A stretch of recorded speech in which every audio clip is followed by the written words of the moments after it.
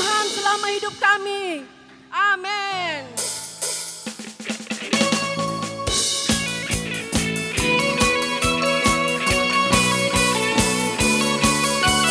Amin. Kita diberkati Tuhan pagi ini.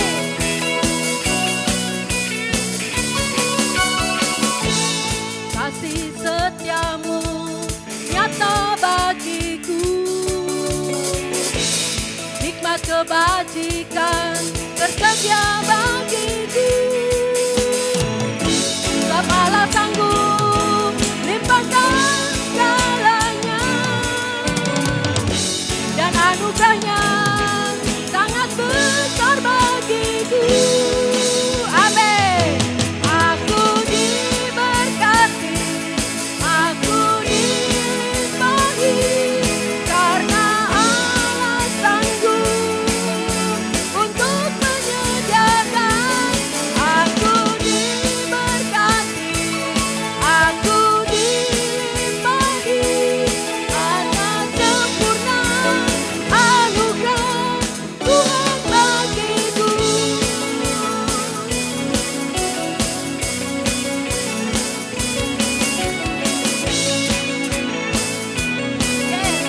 Katakan buat dia. Kasih setiamu nyata bagiku,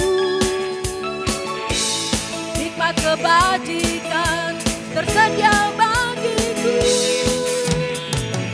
Sebab Allah sanggup limpahkan segalanya, dan anugerahnya sangat besar bagiku. Aku diberkati, aku dilimpahi, karena Allah sanggup untuk menyediakan. Aku diberkati, aku dilimpahi, atas sempurna anugerah Tuhan bagiku. Sekali lagi katakan. Aku diberkati, aku dilimpahi, karena Allah sanggup untuk menyediakan. Aku diberkati, aku dilimpahi, atas sempurna anugerah Tuhan bagiku.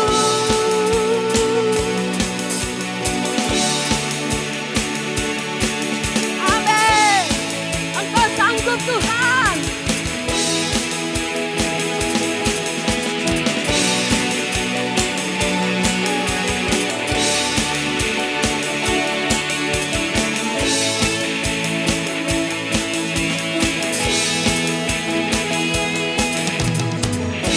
Sebab Allah sanggup limpahkan segalanya,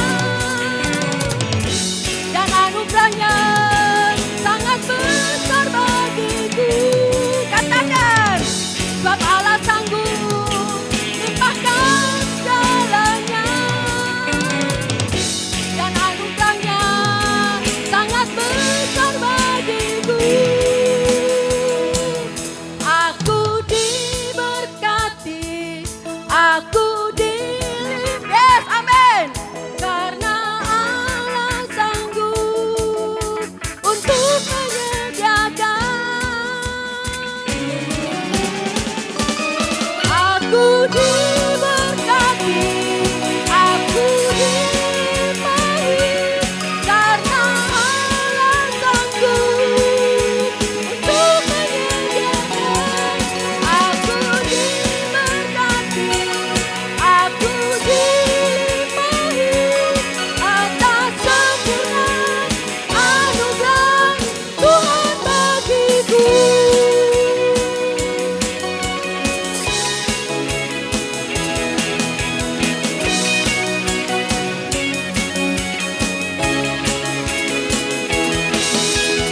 Amin.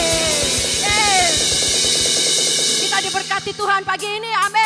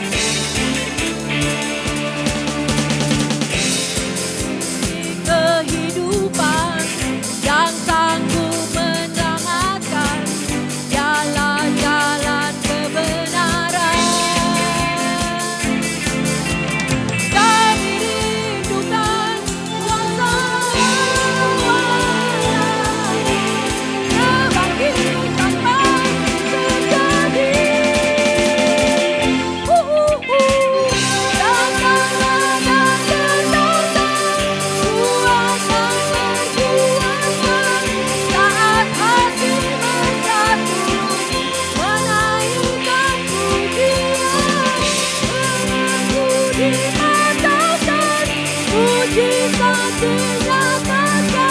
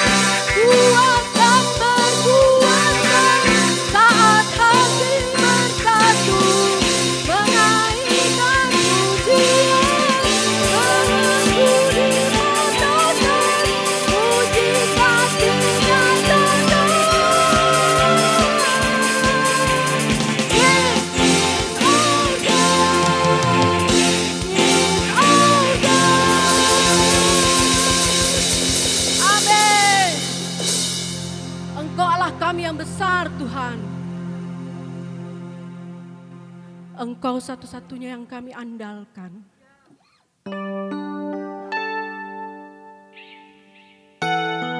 Engkau selalu setia buat kami, Tuhan. Yes, amin.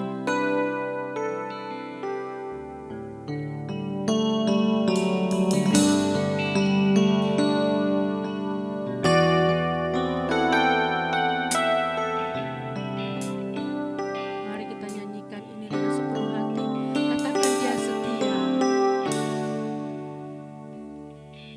Engkau Tuhan yang setia, waktumu selalu yang terbaik. Engkau Tuhan sandaranku, dan ku hanya akan berharap pada-Mu. Sekali lagi katakan, Engkau Tuhan yang setia,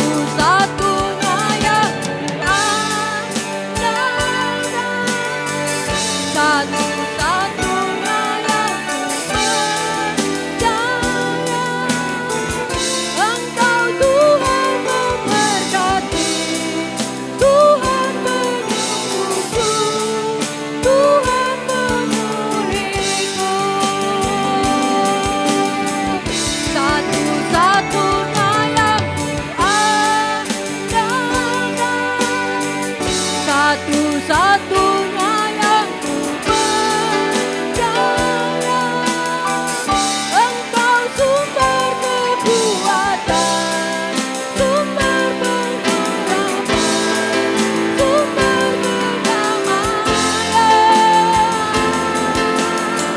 Satu-satunya yang ku andalkan, satu-satunya yang ku percaya. Engkau Tuhan memberkati, Tuhan memuji, Tuhan memulihku.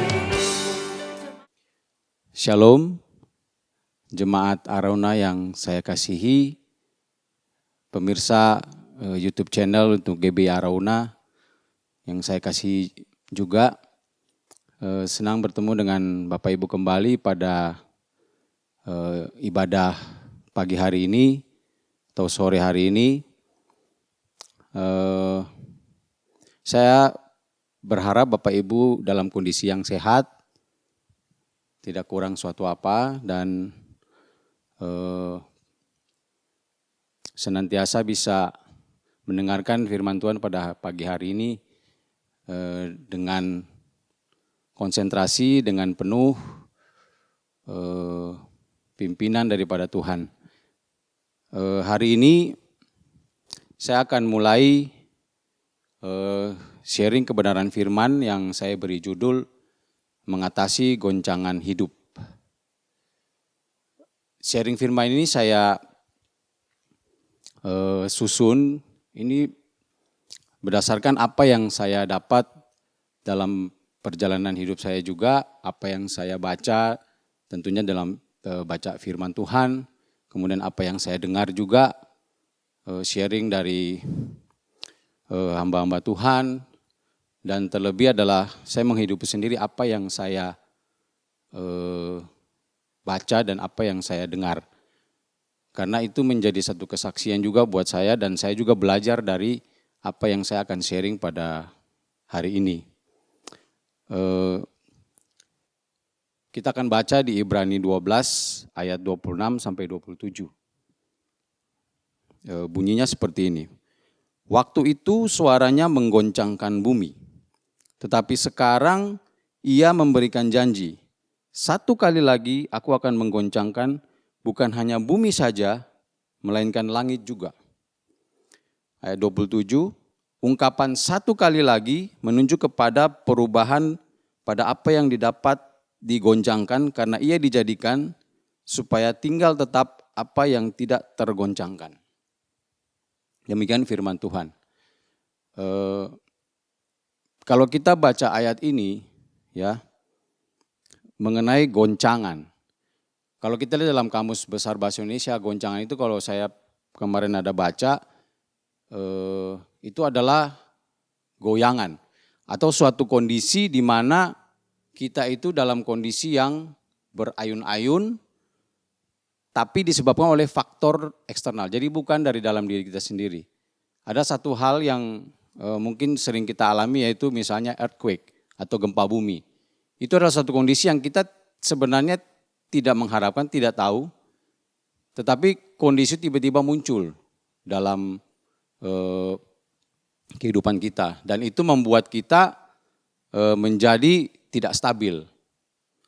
Ya, goncangan ini, gempa bumi ini membuat orang berespon, ya kan? Pasti berespon. Ada yang responnya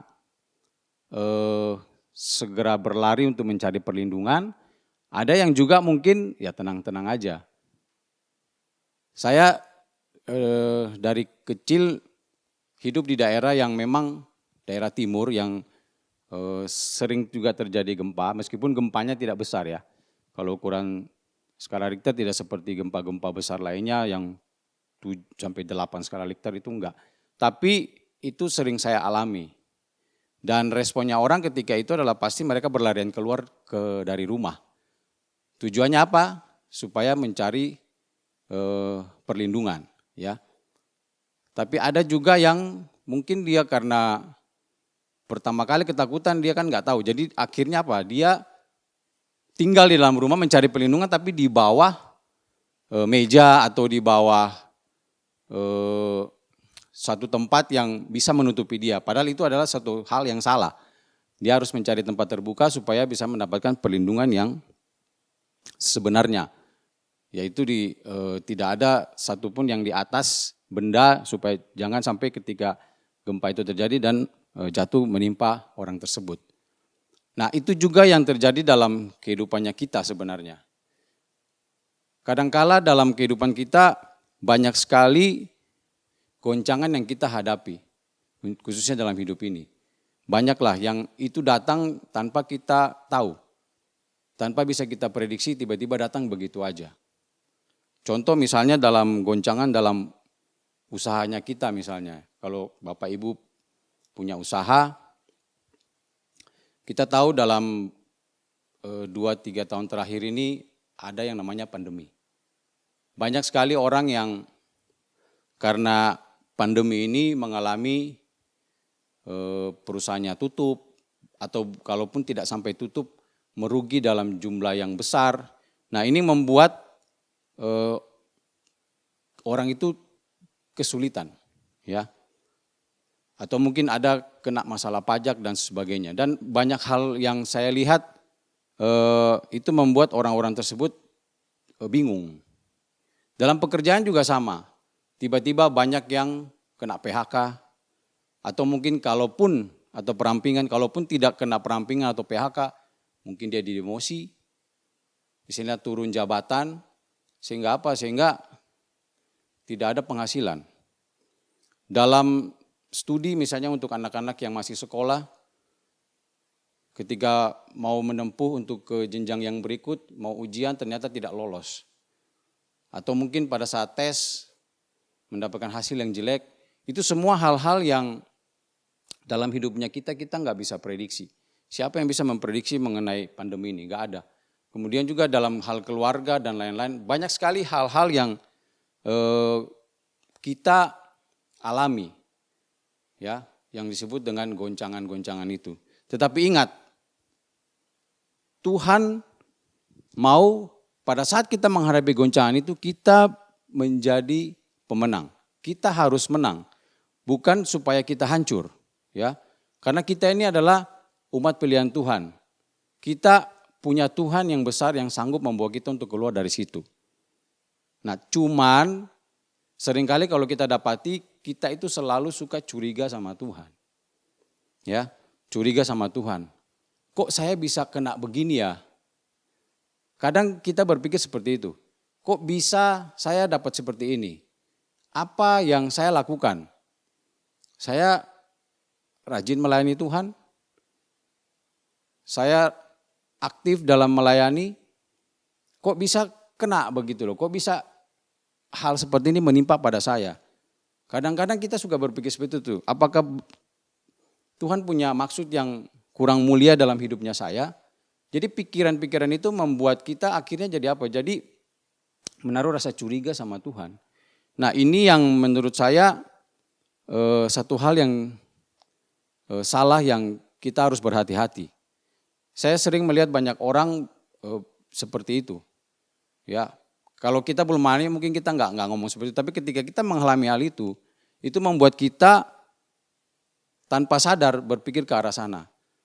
Ada satu ayat yang saya sendiri kalau dalam menghadapi goncangan-goncangan atau masalah-masalah dalam hidup saya itu, ada satu ayat yang saya selalu ingat, di Roma 8 ayat 28. Di situ Tuhan berkata seperti ini, kita tahu sekarang bahwa Allah turut bekerja dalam segala sesuatu untuk mendatangkan kebaikan bagi mereka yang mengasihi Dia, yaitu bagi mereka yang terpanggil sesuai dengan rencana Allah. Jadi kita perlu garis bawahi untuk kata dalam segala sesuatu. Ya, ketika kita menghadapi goncangan, ketika kita menghadapi hal-hal yang kita tidak inginkan, itu Tuhan sudah katakan di dalam ayat ini adalah bahwa Tuhan itu bekerja dalam segala sesuatu, mau itu hal yang jelek, mau itu hal yang baik, Tuhan ada di dalam situ, bukan Tuhan tidak ada. Jadi menurut saya pada saat kita menghadapi goncangan ini, kita harus ingat bahwa Allah itu ada di situ. Tujuannya untuk apa? Untuk mendatangkan kebaikan. Ya, bagi mereka yang mengasihi Dia. Sekali lagi perlu digarisbawahi, mereka yang mengasihi Dia. Jadi pada saat kita mengalami ini, jangan taruh rasa curiga sama Tuhan. Karena rasa curiga itu akan membuat kita untuk lari daripada Tuhan. Bukan mengasihi Dia. Nah, itu yang nanti akan membuat kita makin jauh dari Tuhan, akhirnya kita nggak bisa melewati itu goncangan. Ya, yaitu bagi mereka yang terpanggil sesuai dengan rencana Allah. Nah, ini yang menurut saya perlu kita ingat selalu ayat ini, sehingga apa? Kita jangan sampai taruh rasa curiga sama Tuhan. Ya, kalau Tuhan izinkan hal itu terjadi, pasti ada maksud ilahi di balik itu yang Tuhan mau kita untuk belajar. Ya, di Kejadian 3 itu perikopnya mengenai manusia jatuh dalam dosa. Ya, kita lihat sama-sama Kejadian 3.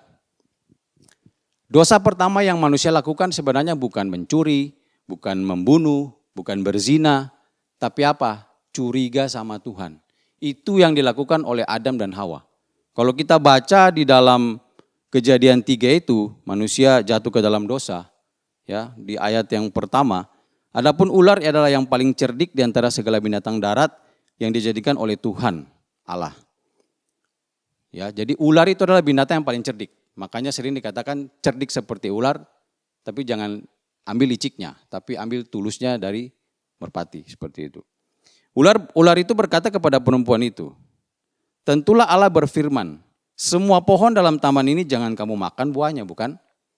Jadi kalau kita lihat di sini, iblis itu pintar banget, pintar sekali dia. Jadi dia mengajak membuka dialog dengan memancing dengan sebuah pertanyaan kepada Hawa.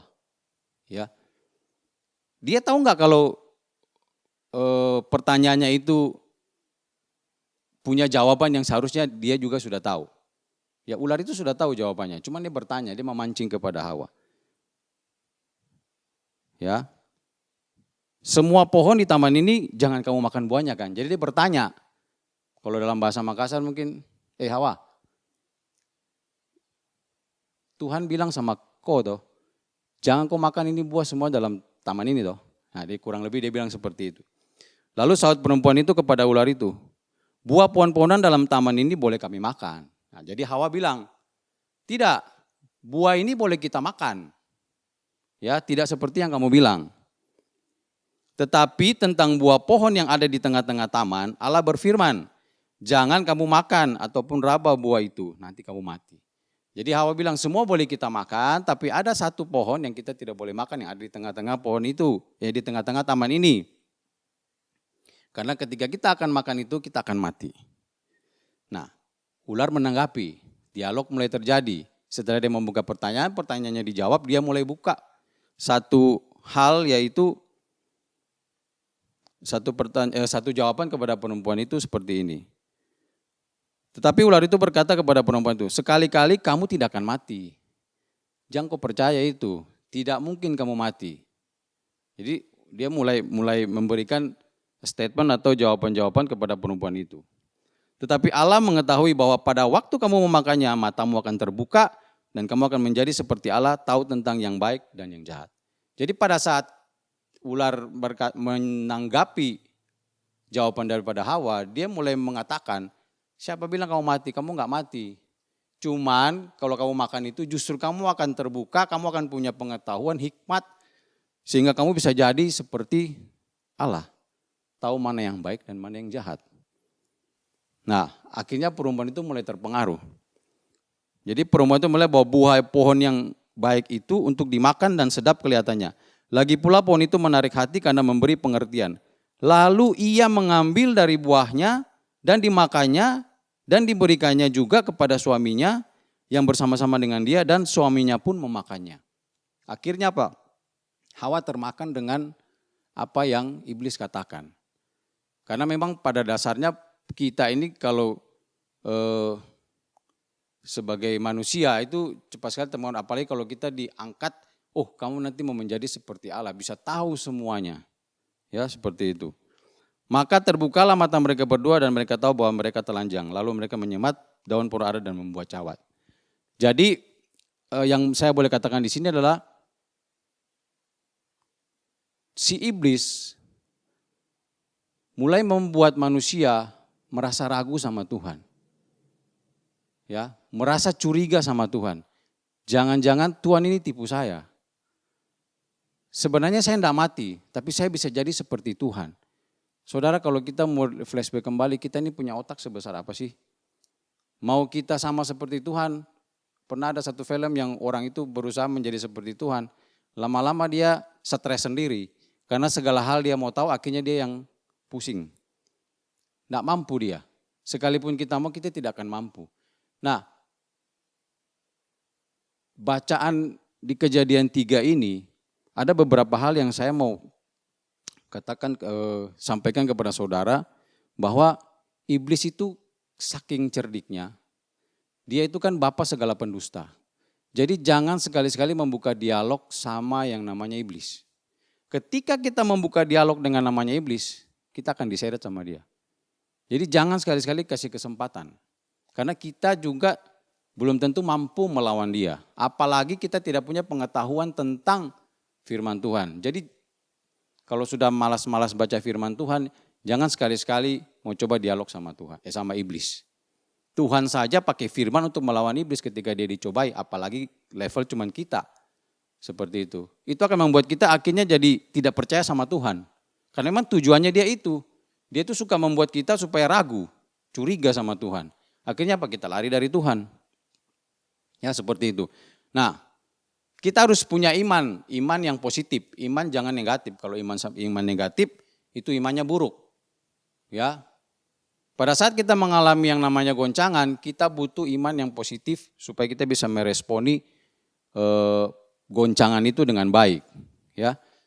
Tuhan mau kita menang terhadap goncangan. Makanya kita harus yakin dan percaya bahwa ketika kita bisa bersama Tuhan, kita pasti akan melewati itu dan kita pasti akan mendapatkan kemenangan.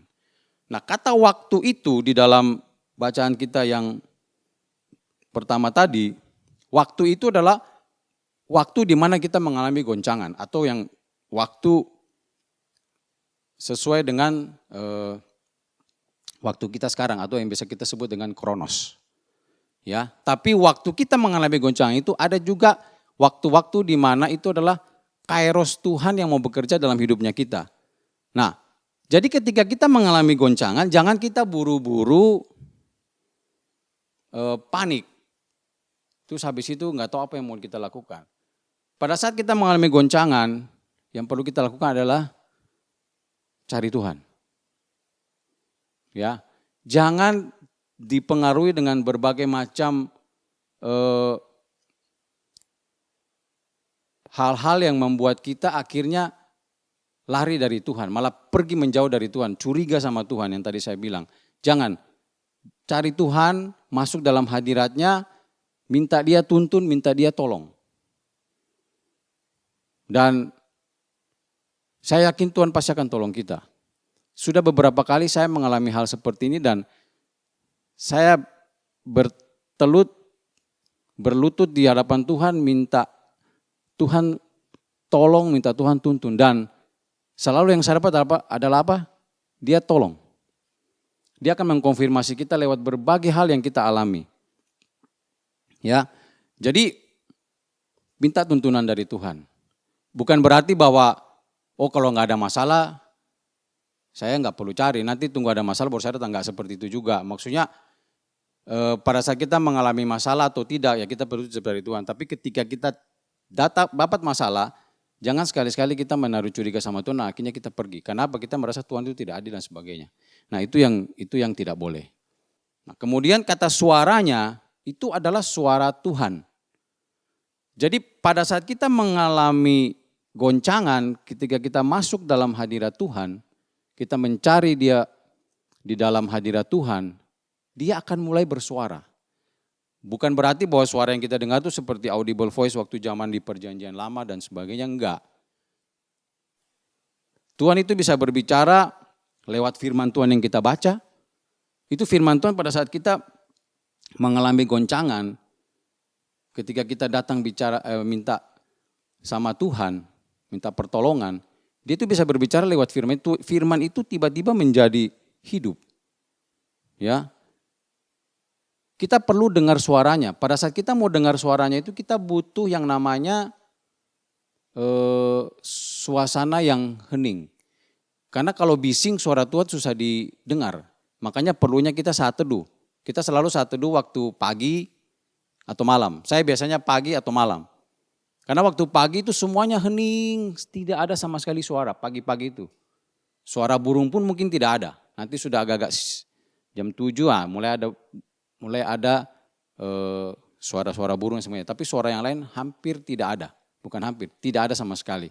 Jadi hening itu kita bisa betul-betul fokus merenungkan firman Tuhan. Biasanya dari situ, kalau pengalaman saya dari situ saya bisa mendengar apa yang Tuhan mau. Dia berbicara, meskipun tidak langsung kita dengar secara audible begitu, tapi dia berbicara kepada kita. Pada saat kita mengalami goncangan, jangan kita tertipu sama yang namanya panca indera. Karena kondisi yang kita lihat, apa yang kita dengar, apa yang kita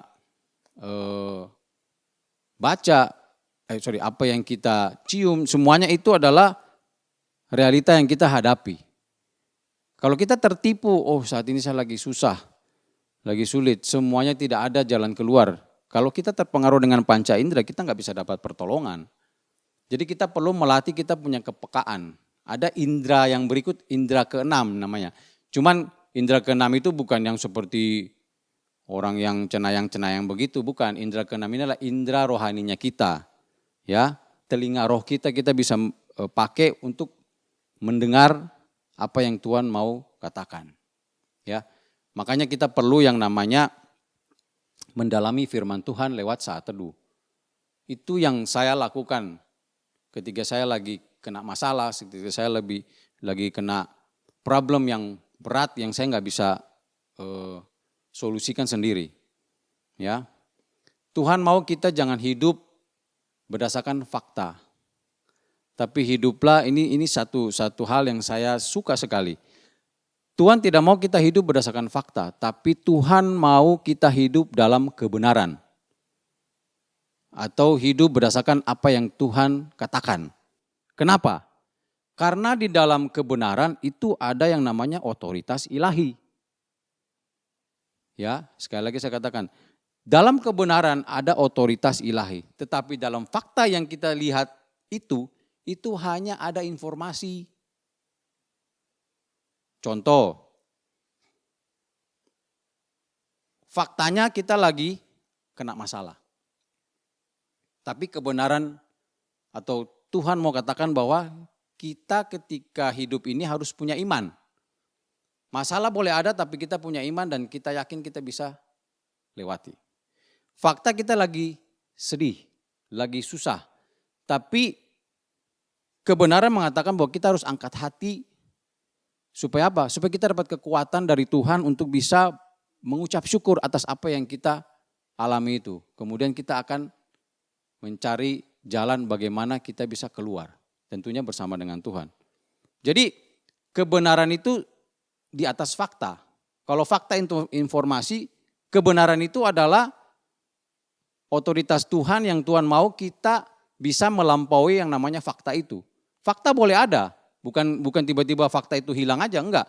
Tetap ada, tetapi ada satu kebenaran yang merupakan otoritas ilahi dari Tuhan yang akan membebaskan kita dari goncangan yang kita hadapi.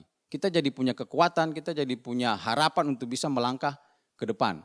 Jadi kebenaran itu tidak menyangkali fakta. Ya. Tapi dia juga tidak didikte sama fakta. Ada orang yang ketika mengalami goncangan itu, dia didikte sama fakta. Oh iya saya nggak bisa, stres segala macam. Ujung-ujungnya ya kalau sudah nggak bisa sanggup ya bunuh diri, biasanya seperti itu. Atau lari dari Tuhan ya makin nggak jelas jadinya. Ya jadi Tuhan mau kita hidup dari kebenaran. Jangan kita hidup berdasarkan fakta saja. Ya, yang kita jalani sekarang ini memang fakta. Jangan kita hanya hidup dari satu berita ke berita yang lain. Kita hidup dalam dunia dalam berita. Tapi tidak ada kebenaran atau otoritas Tuhan yang bekerja dalam hidupnya kita. Nah itu yang kita harus pegang. Itu satu ayat yang, satu statement yang membuat saya itu selalu kuat. Saya bisa melewati ini karena ada Tuhan bersama saya. Mungkin fakta di depannya kita tidak seperti itu, tapi saya yakin dan percaya Tuhan akan buka jalan. Ya, bagaimana nanti Tuhan tolong kita, nanti saya akan sharing di belakang lagi. Ya, jadi ini luar biasa. Nah, kemudian di ayat yang seterusnya lagi, di situ dikatakan satu kali lagi aku akan menggoncangkan bukan hanya bumi saja, melainkan langit juga. Nah, ini maksudnya begini, Tuhan itu tidak mengatakan bahwa ketika kita hidup di dunia ini semuanya mulus-mulus saja. Ya. Ketika kita hidup di dunia ini semuanya itu pasti ada goncangan. Tuhan itu bukan orang yang suka kasih PHP. Dia itu jelas berkata kepada kita bahwa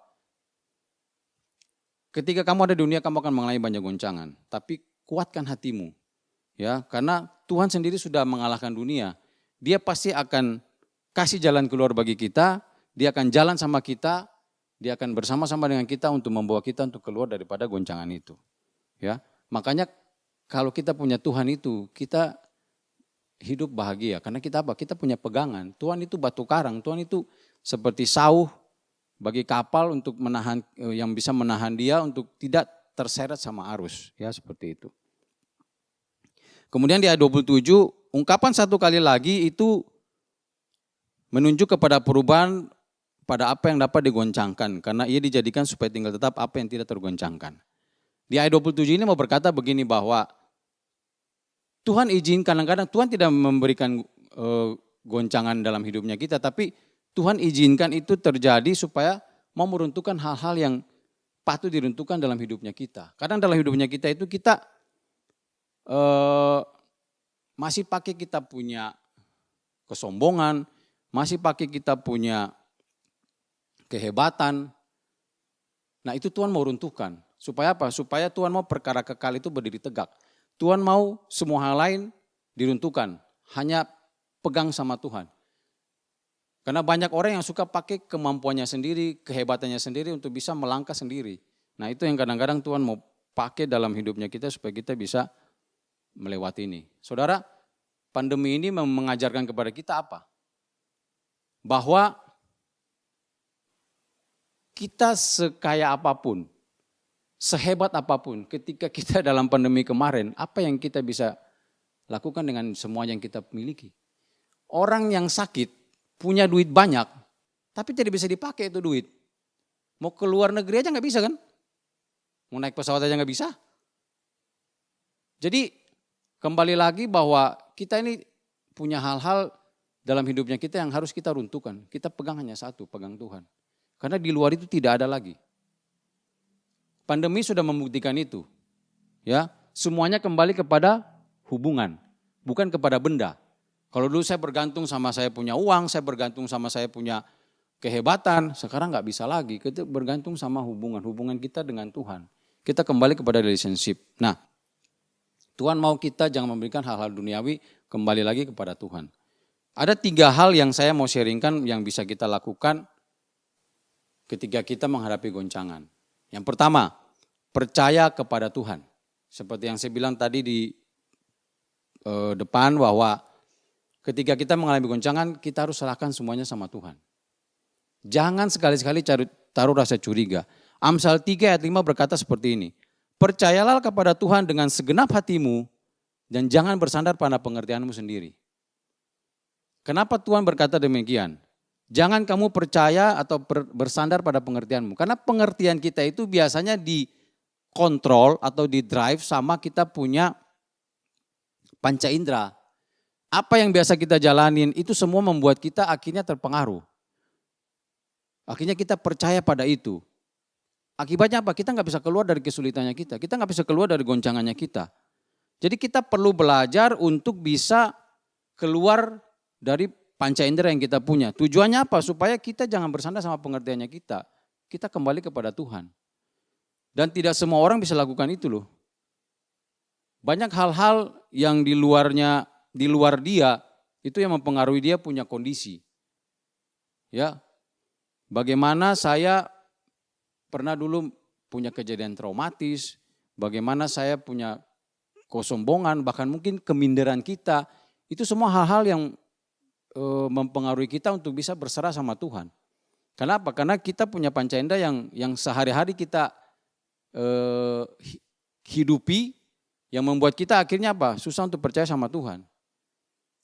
Kadang-kadang kalau kita baca firman Tuhan, itu kok nggak ada apa-apa ya.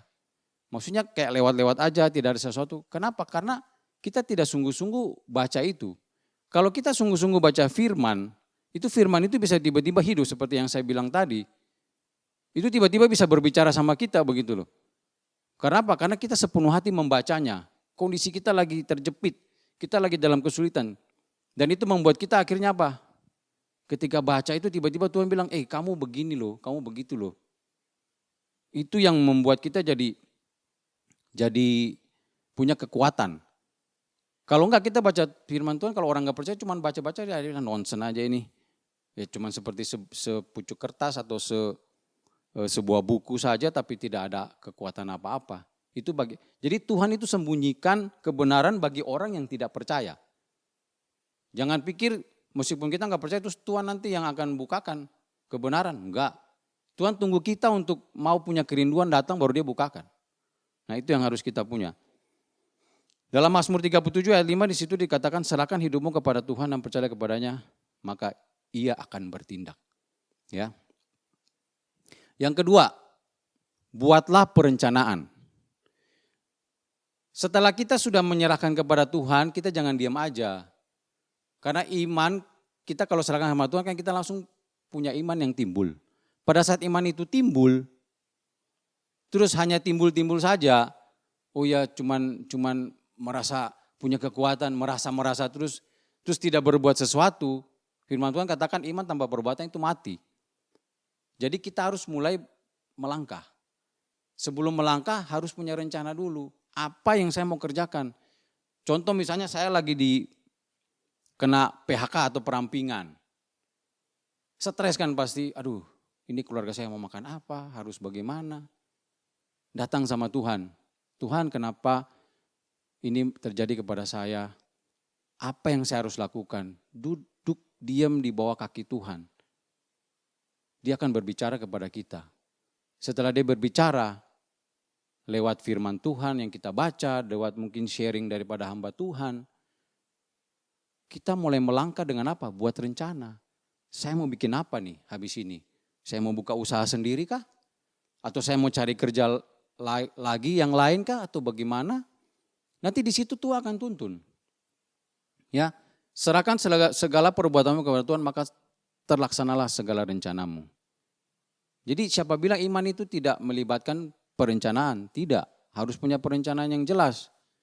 Supaya kita bisa melangkah. Jadi iman itu seperti benih, biji sesawi. Ya, ketika kita mulai takut akan Tuhan, timbul iman, di situ permulaan daripada hikmat. Tuhan akan kasih hikmat kepada kita. Tuhan akan kasih intuisi, Tuhan akan kasih kita hikmat yang membuat kita apa? Kita mulai bisa, kayaknya saya bikin ini, kayaknya saya bikin ini. Akan ada banyak alternatif rencana yang kita buat. Itu yang saya alami. Dan pada akhirnya kita akan masuk ke dalam rencana final yang akan kita jalankan. Ya, jadi jalan saja sama Tuhan. Saya percaya Tuhan akan pimpin kita sampai dapat apa yang kita mau. Ada statement mengatakan begini, if you fail to plan, then you are plan to fail. Kalau kamu gagal dalam berencana, artinya kamu ini lagi merencanakan kegagalan. Makanya kamu perlu rencana. Ya, Roh Kudus yang akan tuntun kita untuk kasih kita hikmat, kebijaksanaan untuk bisa merencanakan dengan baik. Apa yang ada di depan kita pakai. Jadi Tuhan itu dalam buah mujizat 5 roti 2 ikan itu dia tidak cari pizza dulu untuk bikin mujizat. Dapat pizza baru dia bikin mujizat. Enggak. Apa yang di depannya dia pakai untuk bikin mujizat. Demikian juga kita. Apa yang ada depannya kita pakai itu untuk bisa melakukan apa yang sudah kita rencanakan. Ya. Amsal 16 ayat 9 di situ dikatakan hati manusia memikir-mikirkan jalannya, tetapi Tuhanlah yang menentukan arah langkahnya. Ya, tugas kita memikir-mikirkan jalannya. Nanti Tuhan yang akan mengarahkan kita untuk berjalan melewati apa yang kita sudah rencanakan itu. Oke? Dan saya percaya ketika kita merencanakan Tuhan buat berhasil, itu melampaui apa yang kita ekspektasikan awal. Itu yang Tuhan selalu punya rencana yang lebih baik dari apa yang kita punya. Jadi jangan khawatir. Nah yang terakhir adalah pada saat kamu mengalami goncangan, kamu sudah membuat rencana, kamu carilah yang namanya penasihat. Ya, jangan sendirian ketika kita dalam goncangan. Dalam perjanjian lama Tuhan itu selalu memberikan pengintai. Waktu zamannya Musa ada 12 pengintai, di situ dikatakan meskipun tidak semua kembali memberikan laporan yang laporan iman, ada 10 yang hanya melaporkan fakta. Jadi hanya melaporkan informasi, oh di sana begini, semuanya gede-gede dan segala macam. Tapi ada 2 yang pulang dengan membawa laporan iman, yang membawa laporan kebenaran di atas fakta yang dia lihat. Zamannya yaitu Yosua dan Kaleb. Pada saat Yosua juga dia ngutus 2 pengintai, dua-duanya langsung pulang dengan laporan iman bahwa kita bisa mengalahkan yang namanya Yeriko. Kita pasti bisa menang. Jadi pengintai itu seperti orang-orang yang ada di masa depan, yang kembali dari masa depan, meskipun mereka ada di masa kini nih. Tapi mereka bisa kembali dari masa depan membawa informasi kepada kita. Bahwa di depan sana kita punya satu hal yang Tuhan sudah janjikan di depan. Jangan kita takut, jangan kita putus asa, jangan kita pesimis. Itu yang Tuhan mau. Jadi ada orang-orang yang Tuhan taruh dalam hidupnya kita. Saya yakin kita pasti punya. Saya dalam melewati berbagai macam masalah yang saya hadapi itu orang-orang itu bisa datang berbicara loh. Bisa itu orang tua kita, bisa kakak rohani kita, bisa teman kita juga loh. Semuanya bisa datang berbicara seakan-akan mereka baru kembali dari masa lalu dan memberitakan itu kepada kita. Itu yang saya alami. Pada saat mengalami sesuatu yang down sekali itu ya, mereka bisa tiba-tiba ngomong, bisa tiba-tiba kasih begini. Makanya selalu dikatakan kan, teman baik itu, sahabat yang baik itu dilihat ketika kamu dalam susah, bukan dalam senang. Di situ kamu bisa lihat bahwa ini orang ini yang perhatian sama kita, orang ini yang betul-betul mau jadi penasihatnya kita. Ya. Di Amsal 24 ayat 6 dikatakan bahwa karena hanya dengan perencanaan engkau dapat berperang dan kemenangan itu bergantung pada penasehat yang banyak. Jadi kalau kita merencanakan sesuatu, kita mau kerjakan, kita akan menang ketika ada penasihat-penasihat yang banyak yang kita punya. Ya. Kalaupun penasihat itu tidak ada, jadilah penasihat itu sendiri. Karena Tuhan mau kita juga menjadi seorang penasehat. Ketika kita banyak baca firman, ketika kita banyak dengar firman, saya yakin kita akan punya hikmat untuk bisa menjadi seorang penasihat juga bagi diri kita sendiri dan juga bagi orang lain. Banyak orang-orang Majus yang saat ini sudah mulai hilang. Orang Majus yang datang kepada kelahiran Yesus itu bukan cuma 3 loh. 3 itu yang disebutkan karena mereka membawa barang. Saya yakin pasti ada orang-orang Majus yang lain. Tapi di zaman sekarang orang-orang Majus itu lagi makin berkurang. Orang bijaksana itu sulit didapat saat ini. Orang kaya banyak, orang miskin banyak juga. Orang pandai juga banyak, tapi orang bijaksana itu sulit dicari. Jadilah kita sebagai orang-orang Majus bagi diri kita sendiri dan orang-orang di sekeliling kita sehingga apa? Sehingga kita bisa memberikan pertolongan buat mereka. Ya. Jadilah penunjuk jalan bagi orang-orang di sekeliling kita, bagi teman-teman kita mungkin, bagi kerabat kita yang lagi dalam masalah. Tuhan mau kita menjadi penasihat ajaib seperti halnya Tuhan Yesus sendiri. Ya, karena Yesus adalah penasihat yang ajaib. Saya berharap sharing saya ini bisa membantu Bapak Ibu untuk bisa kuat menghadapi yang namanya goncangan dalam hidup ini.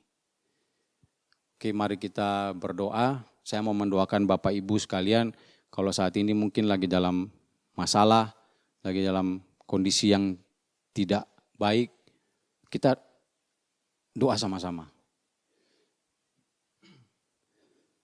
Bapak, kami mengucap syukur Tuhan untuk hari ini. Hamba-Mu sudah selesai menyampaikan firman Tuhan. Dan kami percaya Tuhan bahwa setiap taburan benih firman-Mu Tuhan yang keluar dari mulut hamba-Mu ini Tuhan, kami percaya itu akan jatuh ke tanah-tanah yang subur. Kiranya Engkau suburkan tanah hati para jemaat di Arauna maupun semua Bapak Ibu yang mendengarkan sharing ini, biar benih itu boleh tumbuh dalam hati mereka, boleh berbunga dan bahkan berbuah menghasilkan hal-hal yang menguatkan mereka Tuhan. Biar firman Tuhan ini boleh menjadi rema bagi mereka. Kalau saat ini Tuhan ada yang di antara jemaat yang mengalami masalah ataupun goncangan dalam kehidupan mereka, Tuhan hamba-Mu berdoa biar kebenaran ini boleh menguatkan mereka Tuhan. Baik itu yang dalam masalah usaha, dalam pekerjaan mereka Tuhan, bahkan dalam studi dan keluarga mereka Tuhan, hamba-Mu berdoa biar mereka tetap konsisten mencari Tuhan. Mereka tidak curiga sama Tuhan. Mereka mau datang di bawah kaki Tuhan untuk minta pertolongan daripada Tuhan. Karena kami percaya ketika orang datang kepadamu Tuhan, Engkau akan berbicara kepada mereka. Engkau akan membuka jalan buat mereka Tuhan. Ketika mereka bertelut di bawah kaki-Mu. Ajar mereka juga Tuhan yang sedang mengalami kesulitan untuk senantiasa membuat rencana atas apa yang sudah mereka dapat, apa yang sudah mereka konfirmasi dari Tuhan sendiri, lewat teman-teman, lewat orang-orang yang menjadi penasihat bagi mereka Tuhan. Biar mereka boleh menyusun rencana untuk keluar dari masalah mereka Tuhan. Karena kami percaya bahwa ketika mereka berencana dari hikmat yang mereka punya, Tuhan akan tuntun mereka untuk menjalankan itu semua. Sehingga mereka boleh keluar dari kesulitan lepas kesulitan yang mereka hadapi Tuhan. Tuhan, nama-Mu berdoa biar segenap jemaat di Arauna Tuhan boleh menjadi jemaat yang kuat dalam Tuhan. Jemaat yang senantiasa mencari Tuhan dalam segala apa yang mereka kerjakan Tuhan. Terima kasih Bapa di surga. Kami mau teraikan firman Tuhan ini dengan Roh Kudus-Mu Tuhan, biar Roh Kudus-Mu yang menuntun mereka Tuhan. Untuk di hari-hari selanjutnya mereka boleh semakin kuat dan mereka boleh keluar daripada setiap permasalahan yang mereka hadapi. Terima kasih Bapa di surga. Kami mengucap syukur untuk semua kebaikan-Mu dalam kehidupan kami. Mari jemaat arahkan hati kepada Tuhan untuk menerima berkat daripada Tuhan. Tuhan memberkati engkau dan melindungi engkau. Tuhan memberikan engkau, Tuhan menyinari engkau dengan wajahnya dan memberikan engkau kasih karunia. Tuhan menghadapkan wajahnya kepadamu dan memberikan engkau damai sejahtera. Kiranya berkat yang daripada Allah Bapa, cinta kasih daripada Tuhan Yesus sendiri, dan penyertaan Roh Kudus senantiasa menyertai Bapak Ibu sekalian, menyertai segala hal yang Bapak Ibu kerjakan dan rencanakan. Diberkatilah kiranya Bapak Ibu sekalian, jemaat Arauna, dan semua Bapak Ibu yang mendengarkan program ini. Terima kasih Bapak di surga. Kami mengucap syukur hanya dalam nama Tuhan kami Yesus Kristus. Semua yang percaya mari sama-sama katakan amin.